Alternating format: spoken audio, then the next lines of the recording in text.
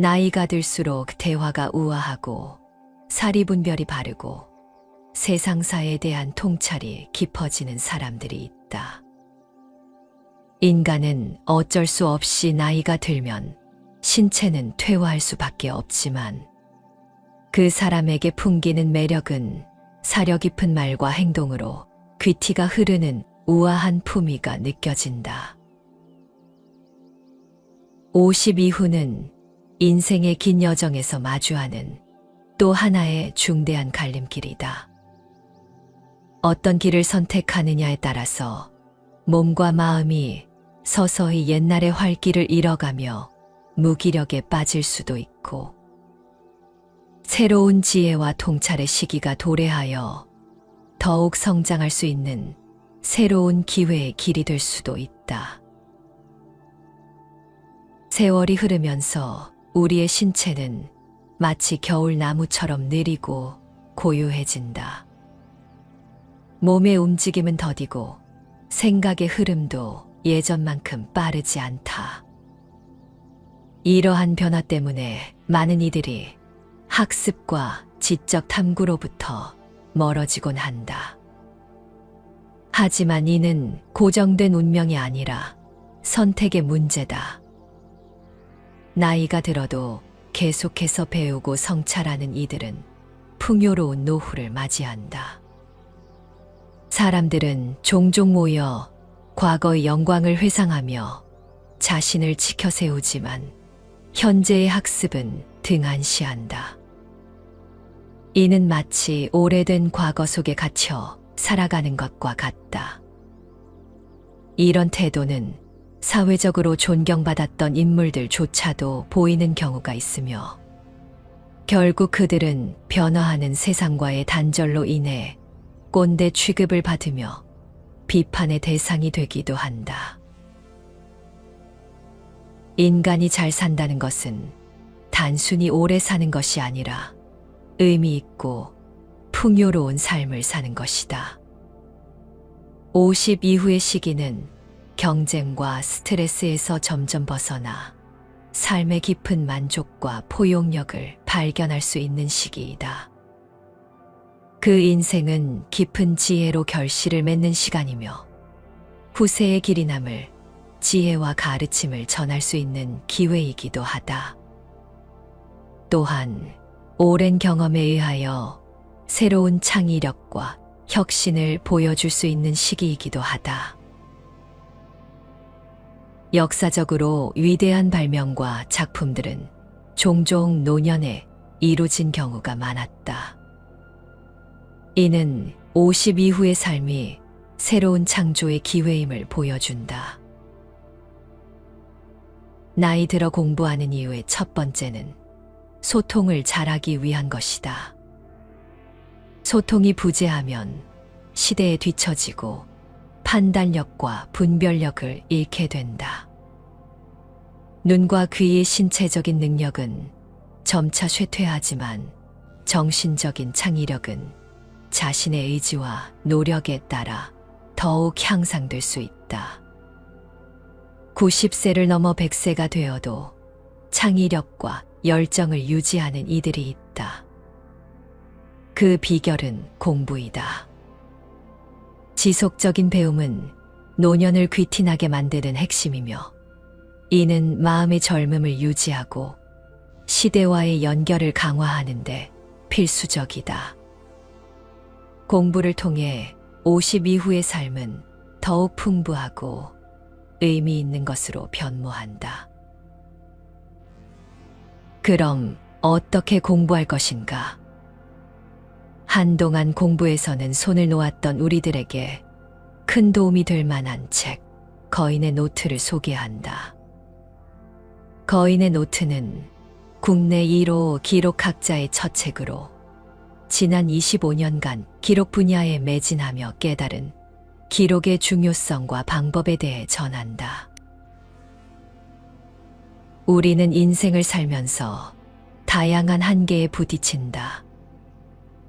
아직 자신이 원하는 일을 찾지 못했다면 10년 가까이 회사를 다녔지만 더 이상 어떻게 성과를 내야 할지 모르겠다면 또는 아이를 키우며 반복되는 일상에 지쳐버렸거나 노년에 접어들어 은퇴를 하고 더 이상의 성장을 포기하게 되었다면 당신은 이 한계를 넘어서길 포기한 채 그저 살던 대로 살아갈 것인가?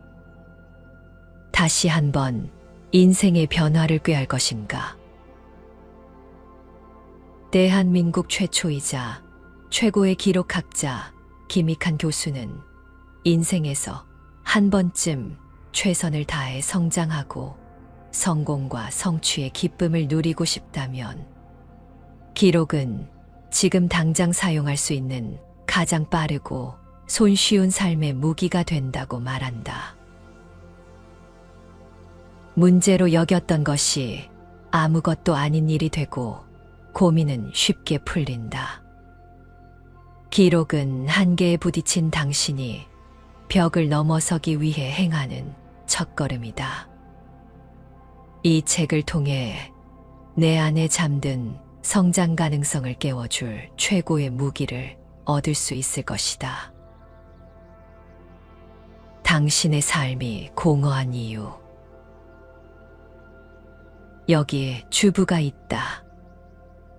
아이들을 등교시키고 배우자를 배웅하고 나니 오전 시간이 지났다. 부엌은 난장판에 산더미 같은 집안일이 기다리고 있다. 설거지를 시작한다. 설거지를 하다가 실수로 작은 접시 하나가 떨어져 깨졌다. 갑자기 눈물이 울컥 쏟아진다. 그 눈물이 뭘 의미하는지 스스로도 잘 모르겠다. 우라통이 터지는 것 같기도 하고 서러움이 복받치는 것 같기도 하다. 이런 마음이 드는 까닭은 가치 상실이 일어났기 때문이다. 특히 육아를 포함한 가사노동은 여전히 노동으로 인정받지 못하는 경우가 많다. 그래서 정말 의미 있는 생산 행위를 하는데도 자기가 하는 일에 가치를 부여하기가 쉽지 않다. 그러다 보니 인생의 가치도 의심하게 되는 것이다. 꼭 주부만의 이야기가 아니다.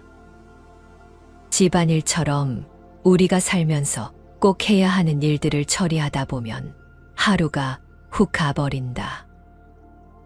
직장에서도 중요한 일, 가치 있는 일이 아니라 잡일만 하다가 하루가 끝난다고 느낄 수 있다. 이런 나날이 지속되면 내 인생은 뭐란 말인가? 이렇게 살다 죽는 것인가 같은 불안이 쌓인다. 이 불안은 자기 자신을 탓하는 나쁜 방향으로 흐르기도 한다. 하루 종일 분주하지만 무엇을 위해 분주한 것인지 모르겠는가? 매일 열심히 사는데 그것이 나를 더 나은 삶으로 이끌지 않는 것 같은가? 일상을 정돈하고 자신만의 일상 시스템 만들기. 이럴 때 당신이 가장 먼저 해야 하는 일은 일상을 정돈하는 것이다. 내 인생에서 중요한 일과 덜 중요한 일을 구분하고 자신만의 일상 시스템을 만들어야 한다.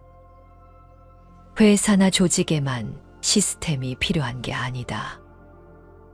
삶을 체계적으로 잘 정돈하는 시스템은 일상에 큰 자유를 선사한다. 내가 사용하는 3가지 일상정돈법을 소개한다.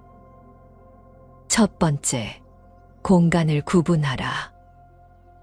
책을 좀 읽으려는데 쌓인 설거지거리와 빨랫감이 보이면 그런 일을 처리하느라 정작 하고 싶었던 독서는 뒷전이 된다. 그래서 나는 공간 나누기를 추천한다. 만약 공간이 좁다면 책상만 나누어도 된다. 예를 들어 나는 책상을 공부하는 곳으로 쓰고 식탁은 공부 외 다른 일을 처리할 때 사용한다. 집 거실에 작은 책상을 마련해서 글쓰기나 영화 보기 등 꼭 해보고 싶었던 일을 하는 핵심 공간으로 만들어도 좋다.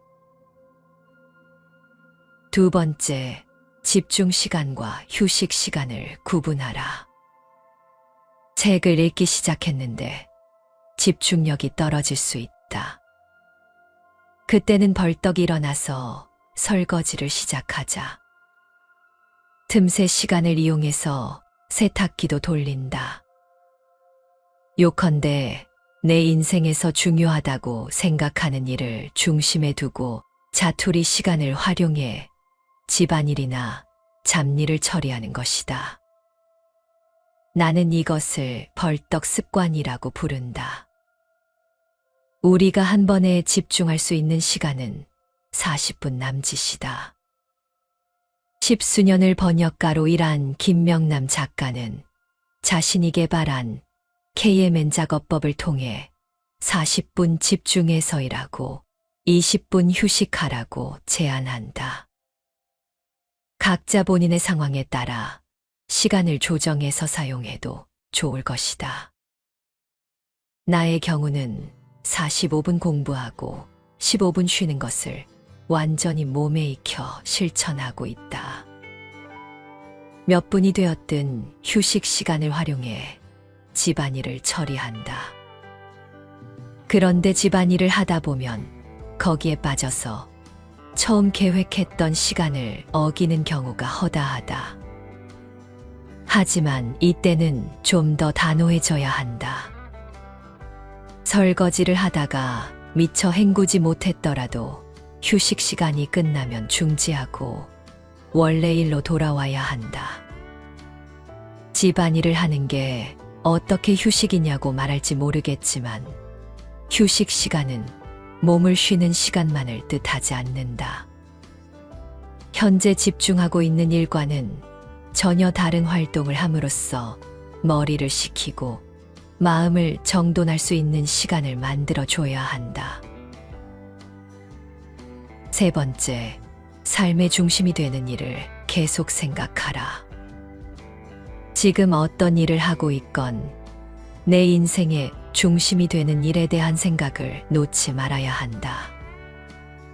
그러면 몸은 다른 일을 하고 있을지언정 나중에 중심으로 돌아오기가 한결 수월해진다. 이렇게 하면 잡일에 대한 부정적인 생각도 훨씬 줄일 수 있다.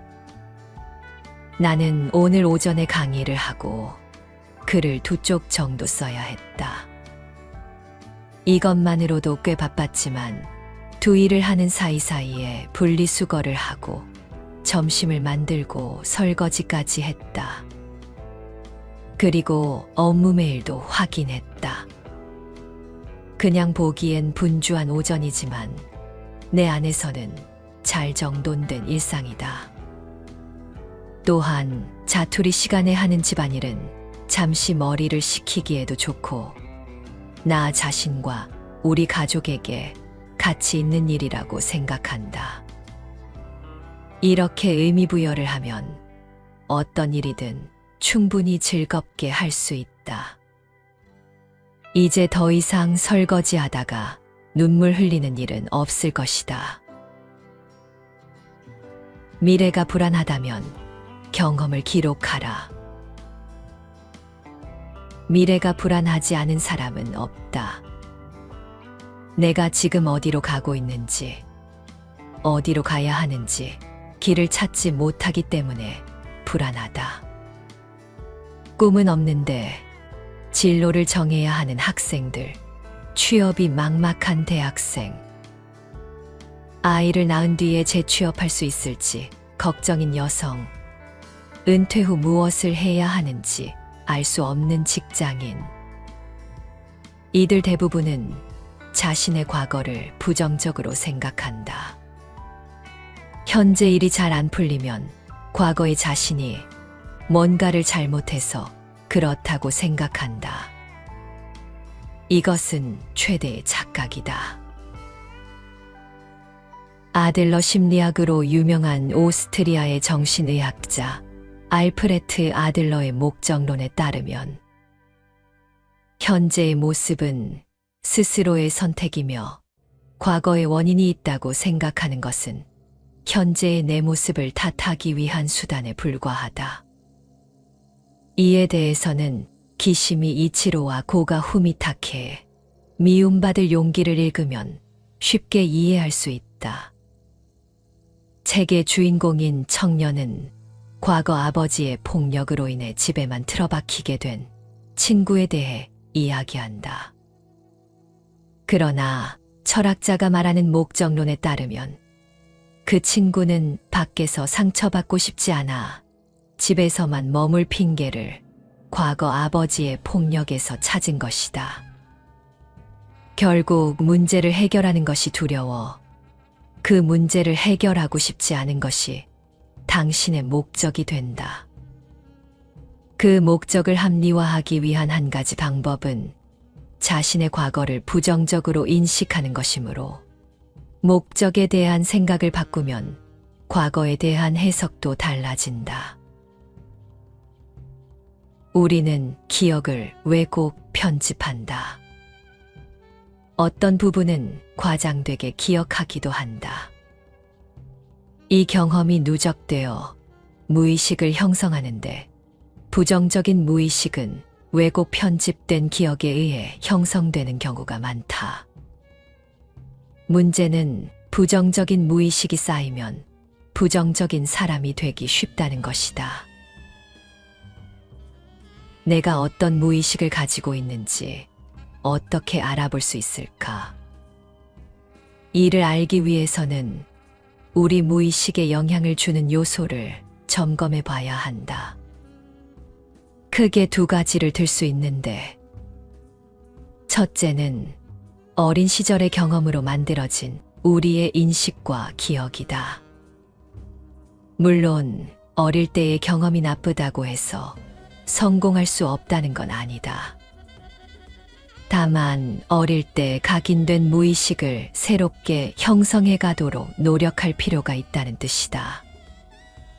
그래서 자신의 성장 과정의 기억을 더듬어가며 나에게 나쁜 무의식을 형성했을 만한 경험이 무엇인지 먼저 살펴보고 기록하기를 권한다.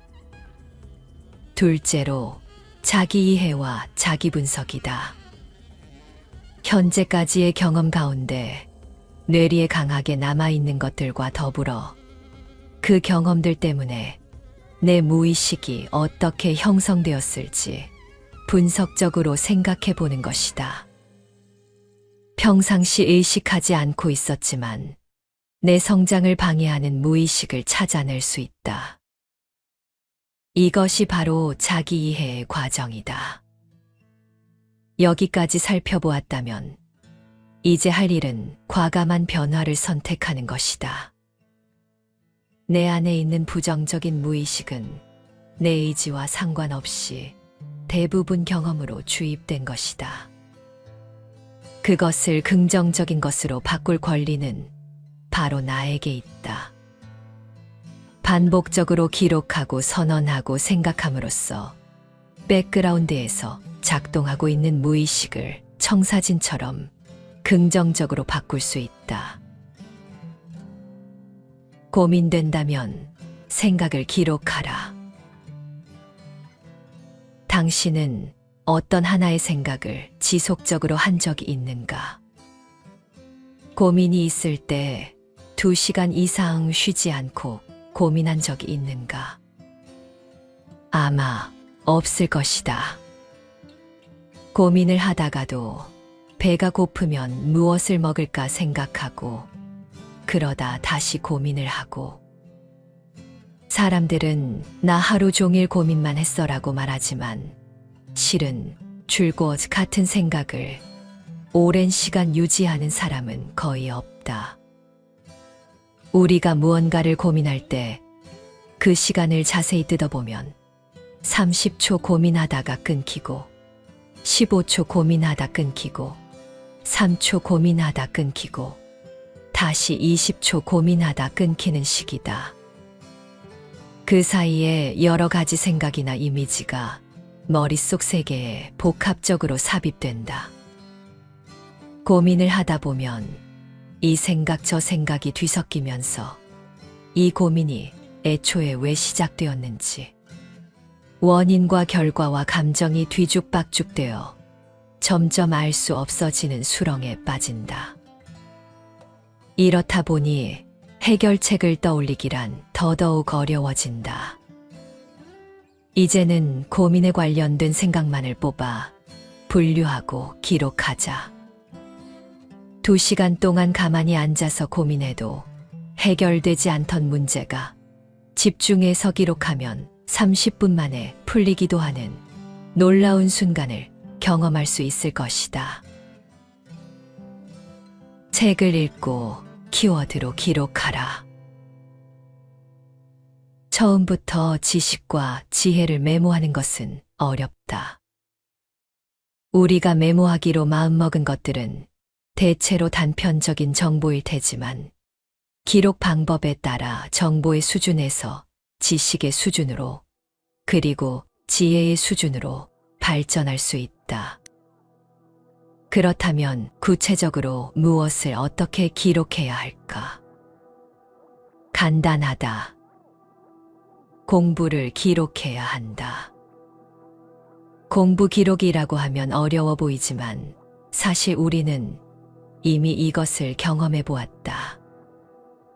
학창 시절에 필기를 하고 강의를 들으며 메모하고 책을 읽고 나서 독서 노트를 써봤다면 당신은 공부를 기록한 것이다. 지식을 가장 쉽게 얻을 수 있는 방법이 책이기 때문에 나는 공부 기록을 책 기록이라고 부르기도 한다. 대부분 책을 빨리 읽고 내용을 쉽게 이해하며 잘 기억하길 바란다. 젊은 시절 하루에 18시간씩 공부했고 지금도 수십 권씩 책을 읽는 내 경험상 빨리 읽고 잘 기억하는 가장 쉬운 방법은 책에 직접 표시하면서 읽는 것이다. 나는 책을 읽을 때 키워드에 동그라미를 치거나 서너 단어에 밑줄을 긋는다. 책 모서리에 핵심 키워드를 적어두기도 한다. 그렇지만 꼭 자를 대고 반듯하게 줄을 치거나 색색의 펜으로 예쁘고 완벽하게 메모할 필요는 없다. 기록을 잘한다는 건 예쁘고 보기 좋게 하는 걸 의미하지 않는다. 나만 알아볼 수 있으면 그만이다. 내가 한 메모인데 나중에 보면 무슨 말인지 모르겠어요 라고 말하는 사람은 생각하면서 메모하지 않았기 때문이다. 스스로 생각하고 자기화하면서 메모했다면 아무리 엉망으로 써놓아도 알아볼 수 있다. 그러므로 책을 읽을 때도 낙서하든 메모하기를 권한다. 이때 연필을 사용하는 게 좋다. 밑줄, 동그라미, 체크 표시 등을 할 수 있고 필요하다면 여백에 떠오르는 생각을 적을 수도 있다. 여백이 모자랄 때는 포스트잇을 붙이면 된다. 포스트잇이 잔뜩 붙은 책이 늘어갈 때마다 성취감과 기쁨을 느낄 수 있다. 글을 잘 쓰고 싶다면 메모 글쓰기를 하라. 글쓰기는 기록과는 때려야 뗄 수 없는 관계다. 무엇인가를 적는 것이 기록이니 당연하다. 즉, 기록의 원리를 이해하면 아주 효과적인 글쓰기 방법론을 습득할 수 있다. 글을 잘 쓰고 싶은 사람, 글쓰기를 연습하고 싶은 사람들을 위해 기록의 원리를 활용한 글쓰기 방법을 지금부터 소개한다. 하나, 누적하라. 무엇을 누적해야 할까? 첫째로, 내면의 생각이다. 내면의 생각은 스스로 꺼내어 메모하지 않으면 속에서 잠자고 있을 뿐이다. 자꾸 내 안을 들여다보면서 메모하는 습관을 붙이는 것이 기록형 인간이 글쓰기를 할 때 제일 먼저 하는 일이다. 둘째로 느낌이다. 기운이나 감정을 통칭하는데 일상을 살아가거나 일을 하면서 느끼는 바가 있을 것이다. 이 느낌은 굉장히 소중하다. 나는 글을 써야겠다고 생각하면 평상시에 가지는 느낌들도 아주 자세히 메모해 놓는다. 셋째로 지식과 지혜도 있다. 책을 읽으면 그 책에 담겨 있는 지식을 얻을 수 있고, 강의를 듣거나 누군가와 대화를 하면 이 문제는 이런 방식으로 풀면 좋겠네 하는 지혜를 얻을 수 있다. 이 모든 것을 누적해 보길 바란다. 정리하자면 글을 잘 쓰기 위한 출발점은 생각과 느낌, 지식과 지혜의 누적이다. 그렇다면 얼마나 누적해야 할까? 내가 권하는 건 하루에 최소한 노트 4쪽 이상의 메모를 하라는 것이다. 메모를 하다 보면 평이하게만 보였던 내 삶에 생각보다 쓸거리가 많다는 사실을 깨달을 것이다. 둘, 분류하고 연결하라. 하루에 4쪽씩 메모한다면 사흘만 지나도 12쪽의 메모가 쌓인다. 당신은 이미 많은 기록을 생산해낸 것이다. 기록이 쌓이면 그 다음은 이 기록을 어떻게 잘 나눠서 볼 것인가 하는 문제로 넘어가게 된다. 분류하라고 말하면 고도의 분류 방식이 따로 있다고 생각하고 여러 방식 중 무엇을 사용할 것인가에 골몰하는 사람이 많다. 그러나 분류는 그것보다 훨씬 더 근원적인 작업이다. 분산돼 있는 내용을 머릿속에서 다시 묶어주는 걸 통칭해서 분류라고 말한다. 이를 글쓰기에 적용해보자. 먼저 메모한 것을 뒤적거리면서 자꾸 생각을 하는 것이다. 3일 지난 메모를 다시 뒤적이다가 아, 맞아.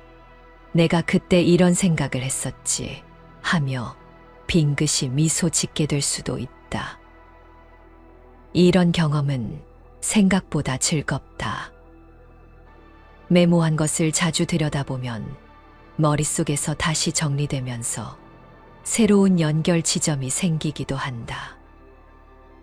이번에 내가 메모한 것과 관련해서 글을 한번 써봐야겠는걸. 이 에피소드와 저 지식을 연관 지을 수 있겠어. 연결은 이 정도면 충분하다. 셋, 드러내라. 기록형 인간은 기록 몇 가지를 가지고 사실이나 메시지 등을 전달하는데 능하다. 나는 이것을 드러내기 글쓰기라고 부른다. 먼저 논리적인 흐름에 따라 자신이 메모한 것들을 분류해서 서사가 만들어지도록 얼개를 준비한다. 그 다음에는 메모한 것들이 그대로 드러날 수 있도록 글을 써내려간다. 누적과 분류가 잘 이루어졌다면 저절로 써진다고 할 정도로 자연스럽게 글이 풀릴 것이다.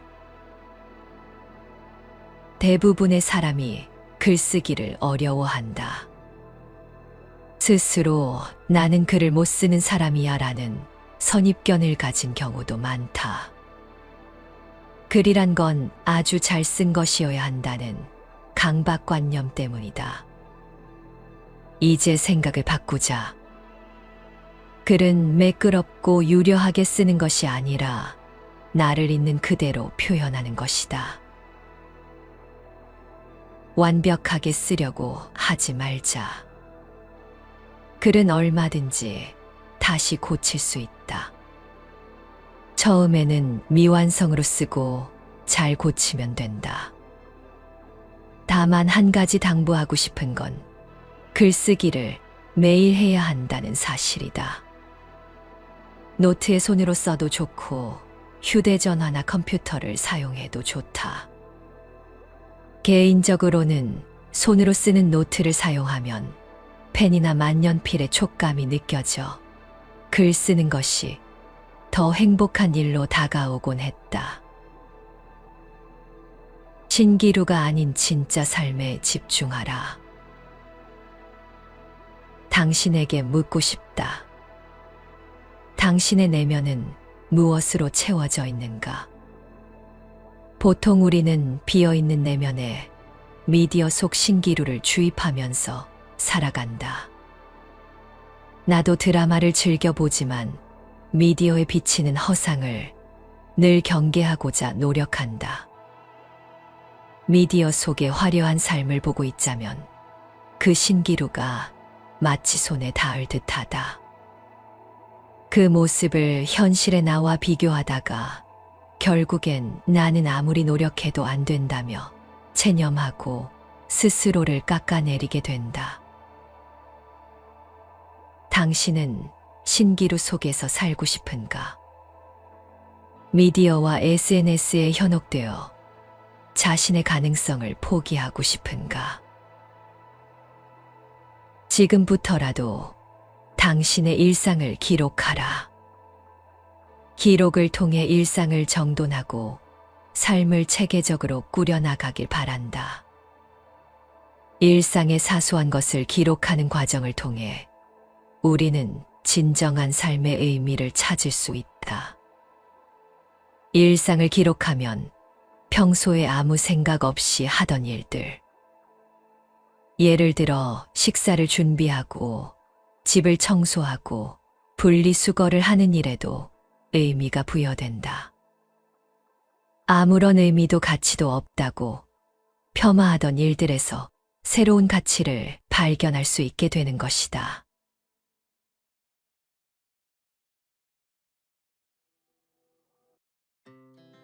Our hearts beat to the city streets. We began to feel the fire.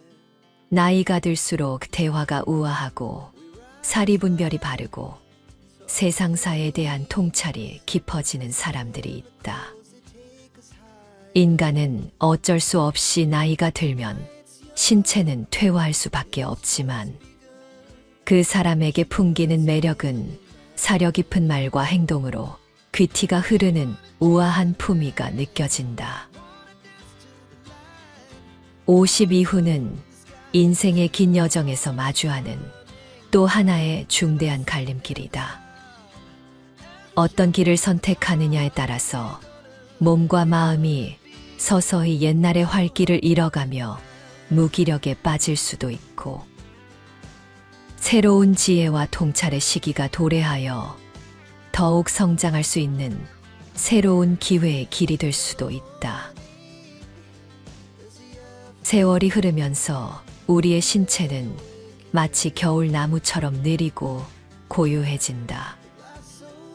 몸의 움직임은 더디고 생각의 흐름도 예전만큼 빠르지 않다. 이러한 변화 때문에 많은 이들이 학습과 지적 탐구로부터 멀어지곤 한다. 하지만 이는 고정된 운명이 아니라 선택의 문제다. 나이가 들어도 계속해서 배우고 성찰하는 이들은 풍요로운 노후를 맞이한다.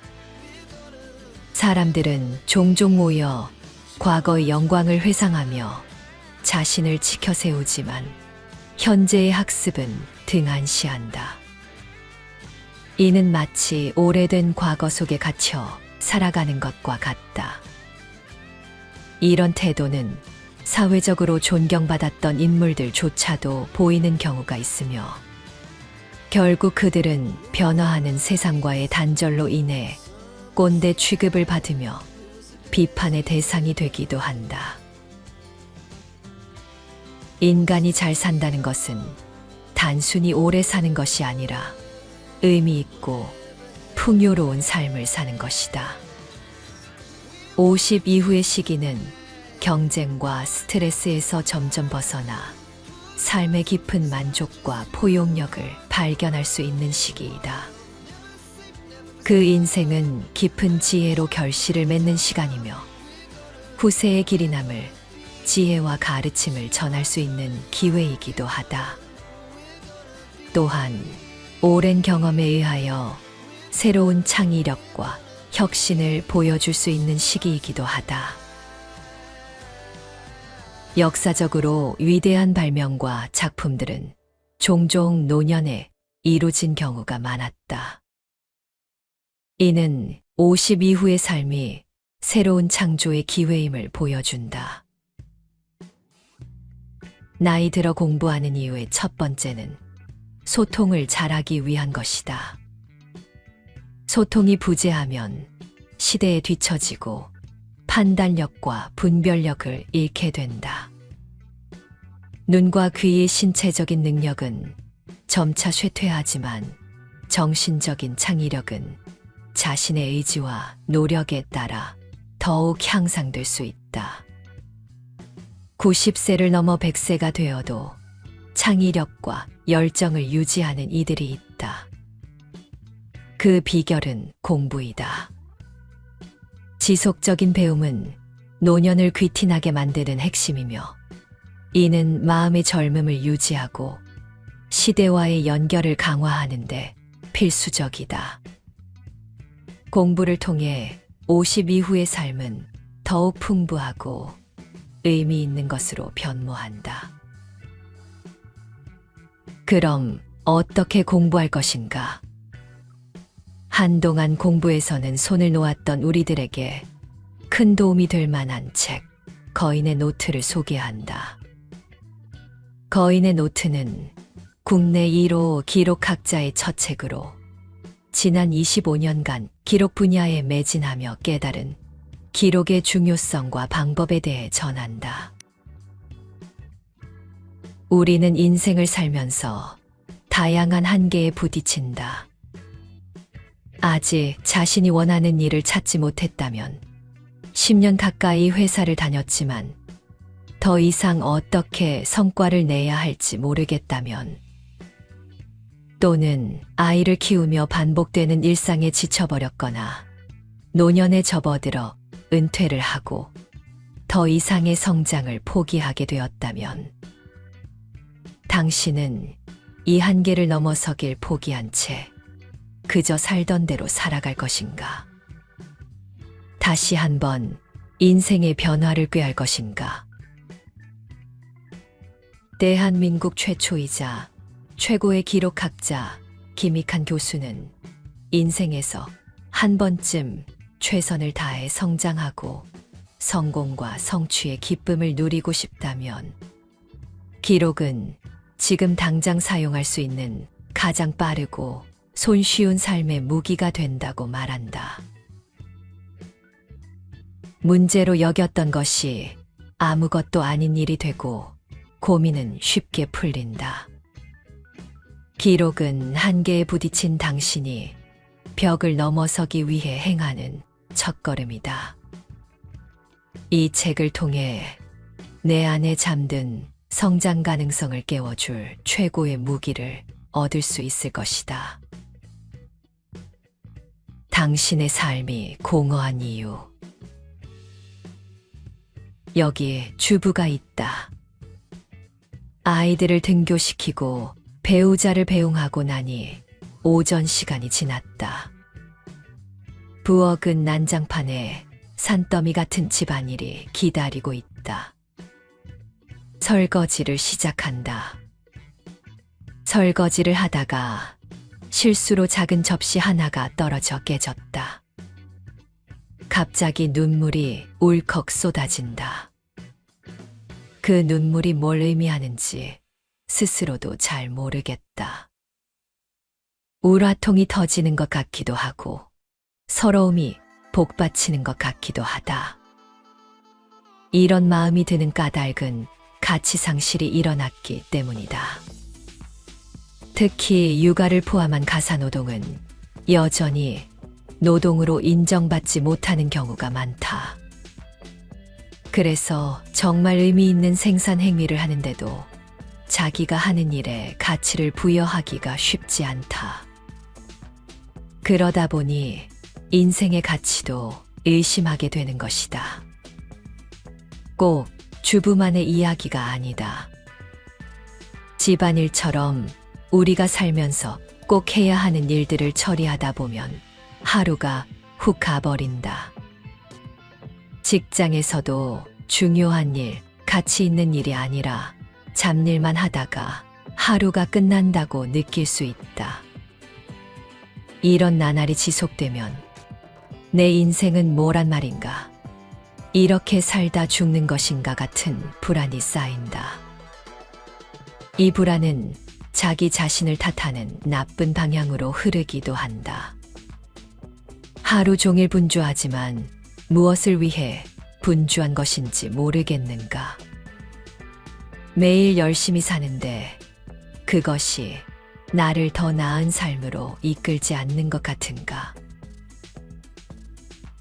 일상을 정돈하고 자신만의 일상 시스템 만들기. 이럴 때 당신이 가장 먼저 해야 하는 일은 일상을 정돈하는 것이다. 내 인생에서 중요한 일과 덜 중요한 일을 구분하고 자신만의 일상 시스템을 만들어야 한다. 회사나 조직에만 시스템이 필요한 게 아니다.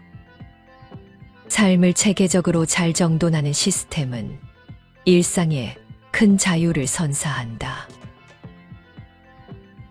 내가 사용하는 3가지 일상 정돈법을 소개한다. 첫 번째, 공간을 구분하라. 책을 좀 읽으려는데 쌓인 설거지거리와 빨랫감이 보이면 그런 일을 처리하느라 정작 하고 싶었던 독서는 뒷전이 된다. 그래서 나는 공간 나누기를 추천한다. 만약 공간이 좁다면 책상만 나누어도 된다. 예를 들어 나는 책상을 공부하는 곳으로 쓰고 식탁은 공부 외 다른 일을 처리할 때 사용한다. 집 거실에 작은 책상을 마련해서 글쓰기나 영화 보기 등 꼭 해보고 싶었던 일을 하는 핵심 공간으로 만들어도 좋다. 두 번째, 집중 시간과 휴식 시간을 구분하라. 책을 읽기 시작했는데 집중력이 떨어질 수 있다. 그때는 벌떡 일어나서 설거지를 시작하자. 틈새 시간을 이용해서 세탁기도 돌린다. 요컨대 내 인생에서 중요하다고 생각하는 일을 중심에 두고 자투리 시간을 활용해 집안일이나 잡일을 처리하는 것이다. 나는 이것을 벌떡 습관이라고 부른다. 우리가 한 번에 집중할 수 있는 시간은 40분 남짓이다. 10수년을 번역가로 일한 김명남 작가는 자신이 개발한 KMN 작업법을 통해 40분 집중해서 일하고 20분 휴식하라고 제안한다. 각자 본인의 상황에 따라 시간을 조정해서 사용해도 좋을 것이다. 나의 경우는 45분 공부하고 15분 쉬는 것을 완전히 몸에 익혀 실천하고 있다. 몇 분이 되었든 휴식 시간을 활용해 집안일을 처리한다. 그런데 집안일을 하다 보면 거기에 빠져서 처음 계획했던 시간을 어기는 경우가 허다하다. 하지만 이때는 좀 더 단호해져야 한다. 설거지를 하다가 미처 헹구지 못했더라도 휴식 시간이 끝나면 중지하고 원래 일로 돌아와야 한다.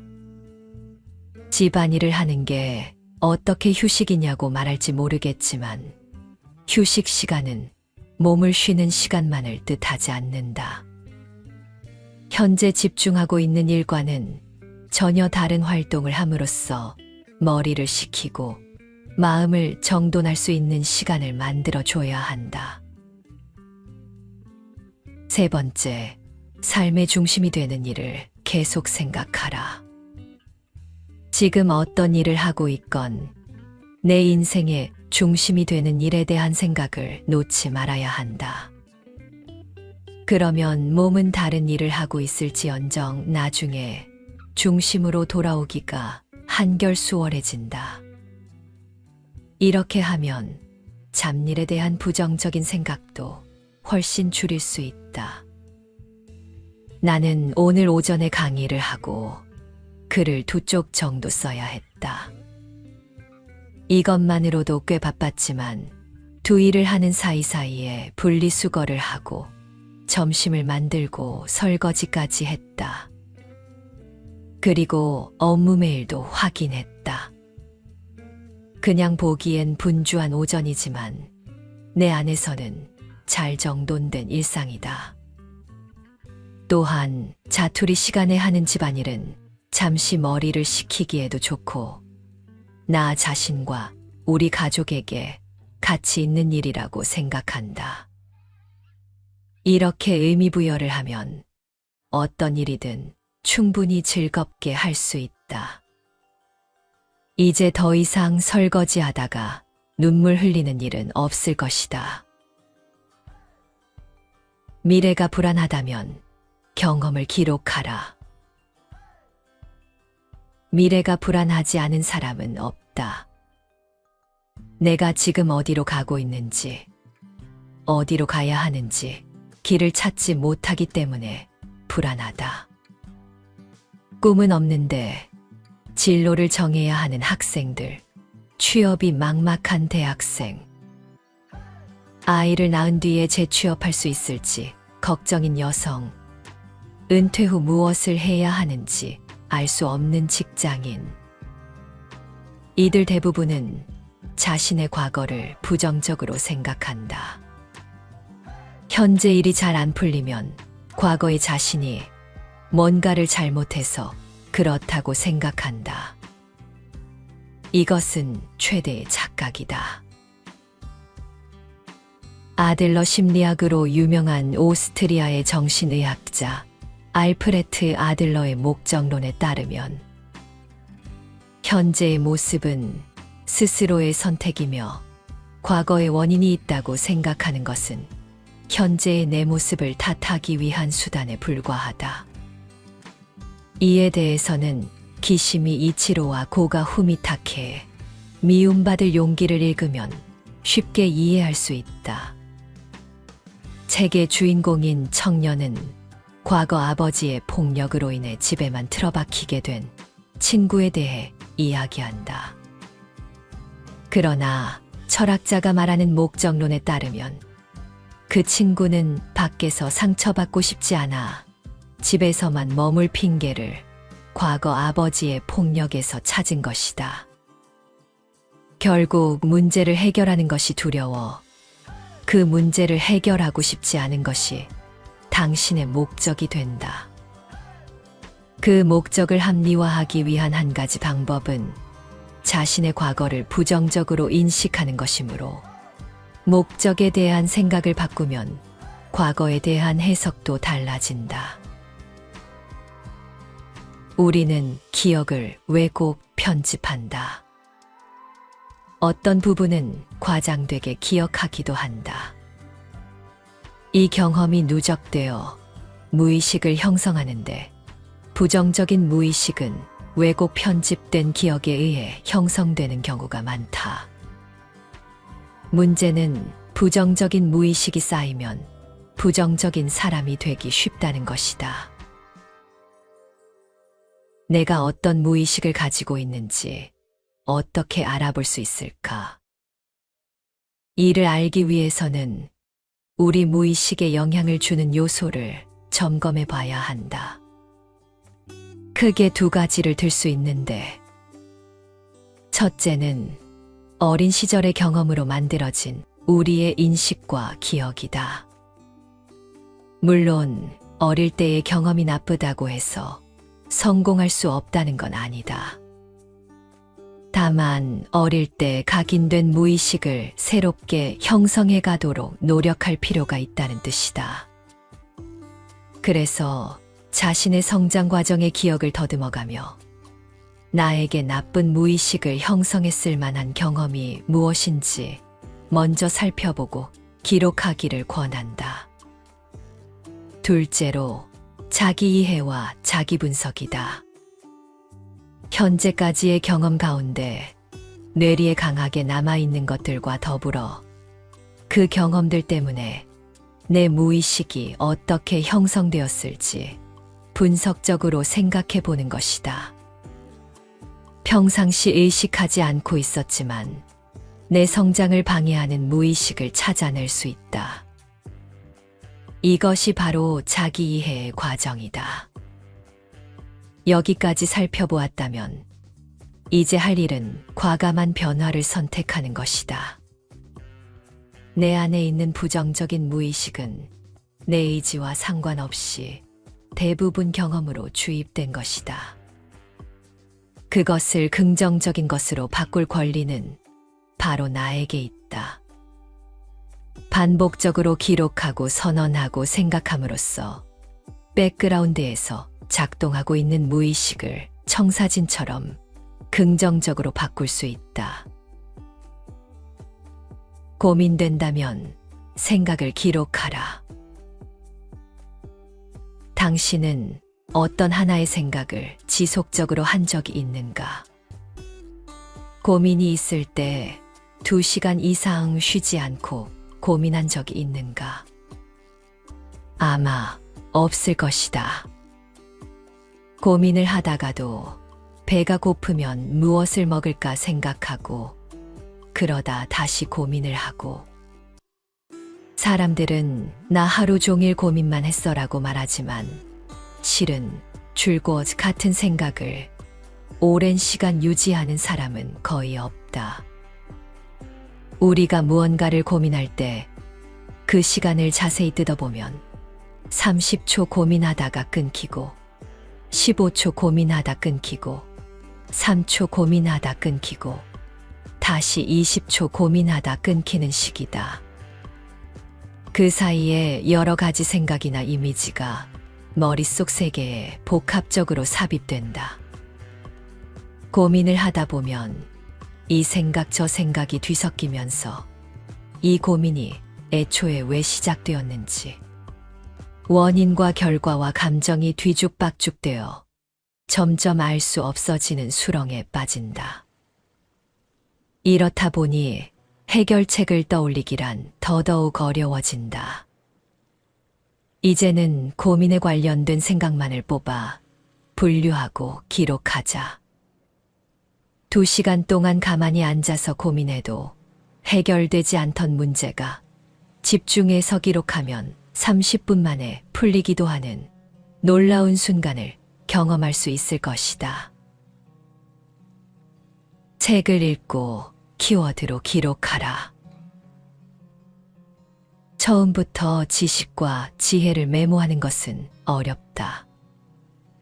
우리가 메모하기로 마음먹은 것들은 대체로 단편적인 정보일 테지만 기록 방법에 따라 정보의 수준에서 지식의 수준으로 그리고 지혜의 수준으로 발전할 수 있다. 그렇다면 구체적으로 무엇을 어떻게 기록해야 할까? 간단하다. 공부를 기록해야 한다.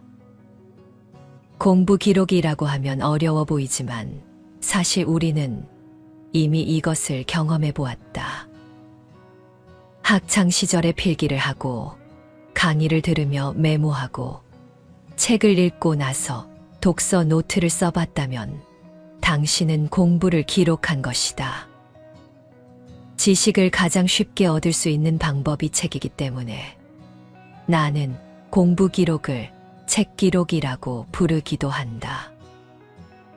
대부분 책을 빨리 읽고 내용을 쉽게 이해하며 잘 기억하길 바란다.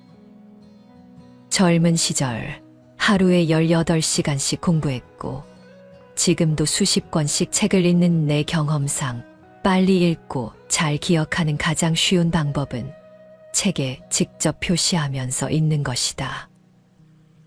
나는 책을 읽을 때 키워드에 동그라미를 치거나 서너 단어의 밑줄을 긋는다. 책 모서리에 핵심 키워드를 적어두기도 한다. 그렇지만 꼭 자를 대고 반듯하게 줄을 치거나 색색의 펜으로 예쁘고 완벽하게 메모할 필요는 없다. 기록을 잘한다는 건 예쁘고 보기 좋게 하는 걸 의미하지 않는다. 나만 알아볼 수 있으면 그만이다. 내가 한 메모인데 나중에 보면 무슨 말인지 모르겠어요 라고 말하는 사람은 생각하면서 메모하지 않았기 때문이다. 스스로 생각하고 자기화하면서 메모했다면 아무리 엉망으로 써놓아도 알아볼 수 있다. 그러므로 책을 읽을 때도 낙서하든 메모하기를 권한다. 이때 연필을 사용하는 게 좋다. 밑줄, 동그라미, 체크 표시 등을 할 수 있고 필요하다면 여백에 떠오르는 생각을 적을 수도 있다. 여백이 모자랄 때는 포스트잇을 붙이면 된다. 포스트잇이 잔뜩 붙은 책이 늘어갈 때마다 성취감과 기쁨을 느낄 수 있다. 글을 잘 쓰고 싶다면 메모 글쓰기를 하라. 글쓰기는 기록과는 때려야 뗄 수 없는 관계다. 무엇인가를 적는 것이 기록이니 당연하다. 즉, 기록의 원리를 이해하면 아주 효과적인 글쓰기 방법론을 습득할 수 있다. 글을 잘 쓰고 싶은 사람, 글쓰기를 연습하고 싶은 사람들을 위해 기록의 원리를 활용한 글쓰기 방법을 지금부터 소개한다. 하나, 누적하라. 무엇을 누적해야 할까? 첫째로, 내면의 생각이다. 내면의 생각은 스스로 꺼내어 메모하지 않으면 속에서 잠자고 있을 뿐이다. 자꾸 내 안을 들여다보면서 메모하는 습관을 붙이는 것이 기록형 인간이 글쓰기를 할 때 제일 먼저 하는 일이다.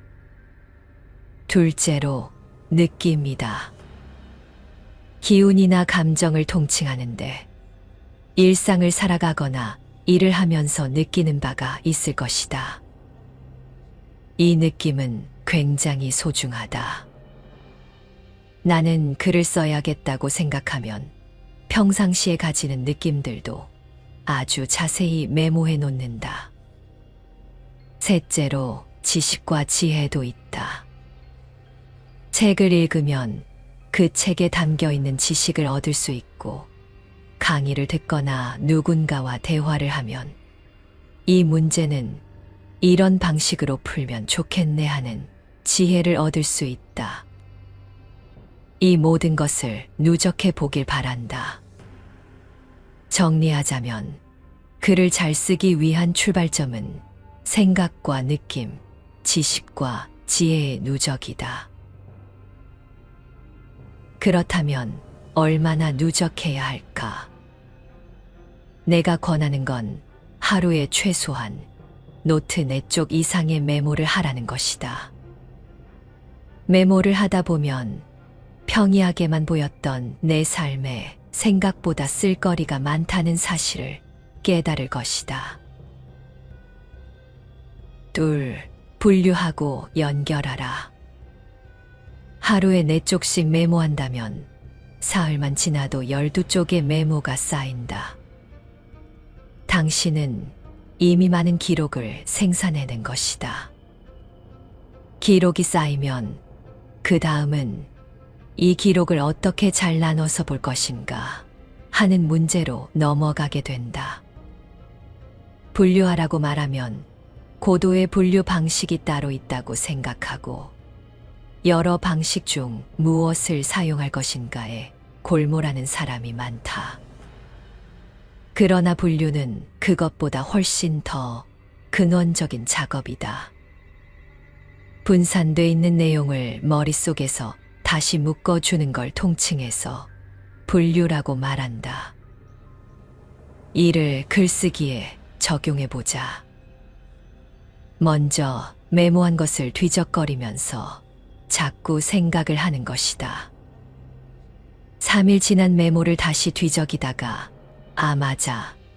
내가 그때 이런 생각을 했었지 하며 빙긋이 미소 짓게 될 수도 있다. 이런 경험은 생각보다 즐겁다. 메모한 것을 자주 들여다보면 머릿속에서 다시 정리되면서 새로운 연결 지점이 생기기도 한다. 이번에 내가 메모한 것과 관련해서 글을 한번 써봐야겠는걸. 이 에피소드와 저 지식을 연관 지을 수 있겠어. 연결은 이 정도면 충분하다. 셋, 드러내라. 기록형 인간은 기록 몇 가지를 가지고 사실이나 메시지 등을 전달하는데 능하다. 나는 이것을 드러내기 글쓰기라고 부른다. 먼저 논리적인 흐름에 따라 자신이 메모한 것들을 분류해서 서사가 만들어지도록 얼개를 준비한다.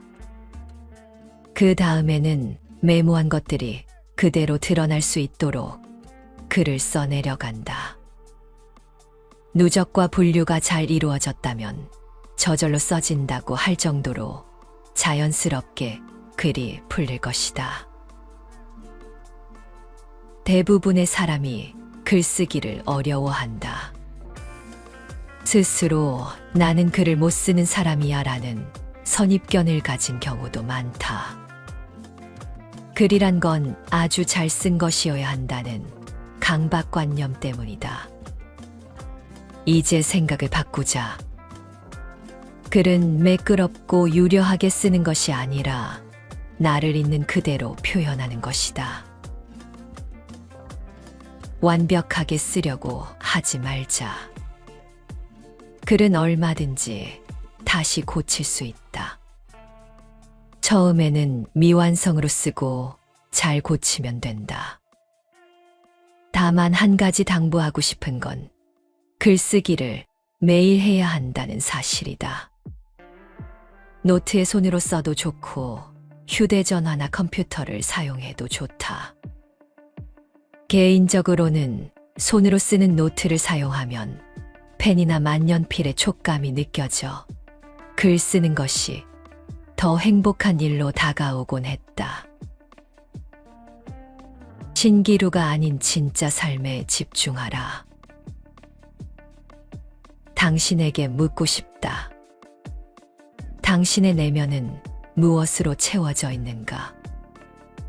보통 우리는 비어있는 내면에 미디어 속 신기루를 주입하면서 살아간다. 나도 드라마를 즐겨보지만 미디어에 비치는 허상을 늘 경계하고자 노력한다. 미디어 속의 화려한 삶을 보고 있자면 그 신기루가 마치 손에 닿을 듯하다. 그 모습을 현실의 나와 비교하다가 결국엔 나는 아무리 노력해도 안 된다며 체념하고 스스로를 깎아내리게 된다. 당신은 신기루 속에서 살고 싶은가? 미디어와 SNS에 현혹되어 자신의 가능성을 포기하고 싶은가? 지금부터라도 당신의 일상을 기록하라.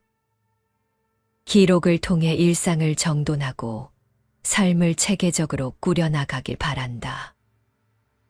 일상의 사소한 것을 기록하는 과정을 통해 우리는 진정한 삶의 의미를 찾을 수 있다. 일상을 기록하면 평소에 아무 생각 없이 하던 일들, 예를 들어 식사를 준비하고 집을 청소하고 분리수거를 하는 일에도 의미가 부여된다. 아무런 의미도 가치도 없다고 폄하하던 일들에서 새로운 가치를 발견할 수 있게 되는 것이다.